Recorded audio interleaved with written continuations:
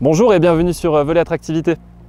Aujourd'hui, on est au pied du Mont Mézin et face à ce panorama unique que nous offrent les Alpes pour vous parler du fin gras du Mézin. Le fin gras du Mézin, c'est une viande bovine AOP depuis 2013 et qui fait la fierté du territoire.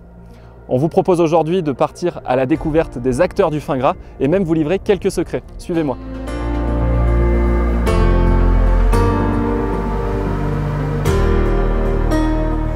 On est ici au GAEC de la Bonne Fourche et on va rencontrer Bernard Bonnefoy. Alors Bernard, c'est un éleveur de bovins spécialisé dans le fin gras du Mézin et qui va nous parler de ce mode d'élevage traditionnel mais unique en Europe.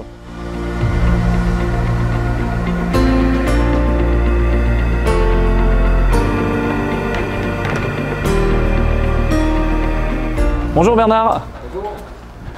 Merci de nous accueillir chez toi. Oui. On va parler du fin gras du Mézin et puis tu vas nous expliquer un petit peu voilà, les savoir-faire de la production de fin gras. Les secrets. Alors Bernard, du coup le fin gras du Mézin, on a compris que c'était un véritable savoir-faire du territoire. Est-ce que tu peux nous expliquer vraiment les spécificités de l'élevage? En fait, le fin gras du Mézin, les secrets, c'est tout simple, c'est toutes ces plantes qu'on fait sécher l'été dans le foin et qu'on va donner aux animaux l'hiver. Donc pendant 6 mois, ils vont manger du foin à profusion et ça va aromatiser la viande. Donc c'est plus de 320 plantes qu'on va retrouver dans ces prairies de fauche. Et donc tout l'été, les animaux vont avoir loisir à manger les plantes fraîches dans les pâturages. C'est une AOP depuis 2013, donc j'imagine qu'il y a une zone d'appellation qui est clairement délimitée. Est-ce que tu peux nous en parler?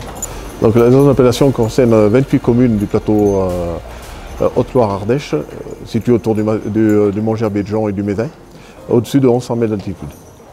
Pour les 120 éleveurs qui aujourd'hui font le fin gras du Mézin, j'imagine que c'est une véritable fierté de pouvoir être parmi les 4 viandes bovines en France à détenir une AOP. Oui, donc c'est non seulement une fierté pour les 120 éleveurs, mais pour leurs aînés et les suivants qui suivent, parce que c'est toute la population qui, à travers ce label, est labellisée, et tout le territoire qui est labellisé à travers cette reconnaissance nationale et européenne. Alors Bernard, tu m'as dit tout à l'heure quelque chose de très évocateur, c'est ici le fin gras on le consomme de 2 façons. D'abord avec les yeux et ensuite dans l'assiette. C'est une belle formule ça. Que le pays avait fait le fin gras et que le fin gras faisait le pays. Et en fait, c'est vrai que quand on regarde ces paysages qui sont singuliers, le fin gras du Mézin, c'est des animaux qui sont nés, élevés, engraissés sur le massif du Mézin. Et s'il n'y avait pas ces animaux, on n'aurait pas ces paysages. Donc ils créent ces paysages et c'est la première chose qu'on va consommer avec les yeux. Donc quelqu'un qui se promène sur le massif du Mézin. Et après, c'est saisonnier, il va pouvoir que déguster la viande. Le fameux foin, le foin gras, le voici en fait. Alors est-ce que tu peux nous expliquer un petit peu sa composition? On a plus de 320 plantes qui vont être présentes dans ce foin. Et cette biodiversité, elle est le résultat donc, de la fauche chaque année et, depuis le Moyen-Âge. Et on a amené aussi des plantes, le fait de déplacer des animaux qui amènent des graines et qui ne les digèrent pas. Et ça a amené de la biodiversité à ce foin.